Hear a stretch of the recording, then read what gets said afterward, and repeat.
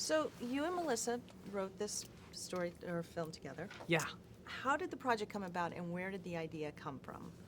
Well, apparently it came to me in a dream, which sounds creepy to say, but I came downstairs one day and I said to Melissa, wouldn't it be fun to write a movie where you play this woman from the Midwest and you go on a road trip with your grandma? Because Melissa and I were really close with her grandmothers. And she was like, oh, yeah, that seems really fun. And I said, yeah, and what if your grandma, she boozes a lot and she's, sleeps around? And she goes, ooh, okay, great. I want to be called Tammy. I want my name to be Tammy. So we, 6 years later, here we are. So it's pretty wild. Now, this was your first directorial debut. Did you always know that it was going to be this film, or had you been looking for a while? I didn't know I was ever going to have a directorial debut at all. We wrote this movie, and Melissa was going to be in it, and we were, she was going to produce it, and I was going to produce it, and only, we interviewed with some incredible directors and nobody could do it because of their schedule, and finally, we went to Toby Emmerich, the head of New Line, and we said, what if we do it?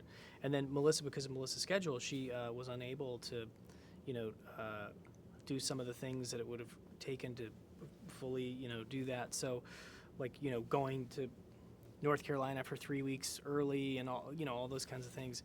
So that's sort of how it occurred. I mean, it was quite a lucky strike and a fun time. Now, that was a lot to juggle. You were directing, writing, and also acting in the film. Yeah. So can you tell us a little bit about your character in the film? Sure. My character in the film, his name is Keith, and he's Tammy's boss, he's Tammy's boss, and he's just the worst person on this earth.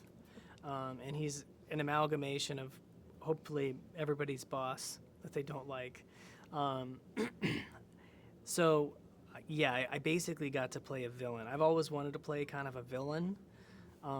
And I never have, and so I got to finally play one. I was like, well, I'm gonna be a villain, and he's a small, small time villain. He's not, he's not taking over Metropolis or whatever, but he really is trying to jab people as much as he can all day to display his power as much as he can all day.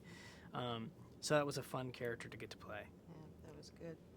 Can you give us a little synopsis of the story and a little description of the cast that's involved? Sure. Tammy is a movie that is about a woman who's maybe gotten a little too comfortable in her life, and she's a little bit stuck. And, I think we've all been through those phases in our lives, and I think that sometimes for maybe too long. And Tammy's in one of those phases of her life where she's just like, if there's something wrong, it's somebody else's fault. And so anyway, she has the worst sort of, day of her life, and has to take a road trip, and she's got no money and no options, but she just wants to get out of town. She just wants to leave. So she needs a car, and her mom won't give her her car because her mom's sensible and just calm down, we'll get through this. And so she goes and grabs her grandma's car, and her grandma also wants to leave for very different reasons, but she's like, if you want my car, you are taking me with you. So from this sort of unlikely start, they take a road trip to go see Niagara Falls. And so that's what the synopsis is. And then we were lucky enough in terms of the cast. We got, Susan Sarandon plays Tammy's mom, Pearl. Obviously, Melissa plays Tammy, which is a delight.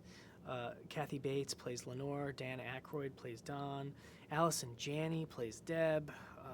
Toni Collette and Nat Faxon play the adulteress Greg and Missy. We've got Sandra Oh, and we've got, as Suzanne, we've got Gary Cole and Mark Duplass as Earl and Bobby.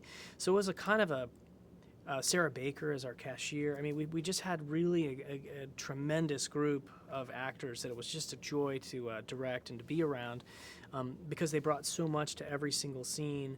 It made my job a whole lot easier, and that's great because I'm lazy. It's a great cast. So I understand that you encouraged improv.